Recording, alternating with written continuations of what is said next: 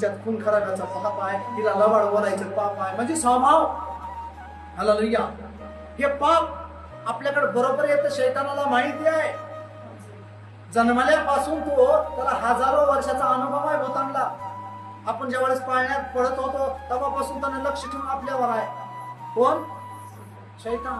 शैतानाला माहित आहे की याची बुलाहाट पुढं काय आहे, याच्या नसानं नसन, केसानं केस, याची विचार विचार, याचं गुप्त जीवन सगळं मला माहित आहे. आणि हा कुठं पडतो, ही कुठं पडते, हिचा स्वभाव काय आहे, हिला कशाची लालच आहे, ह्याला कशाची लालच आहे, हे सगळं भूतांना माहिती आहे.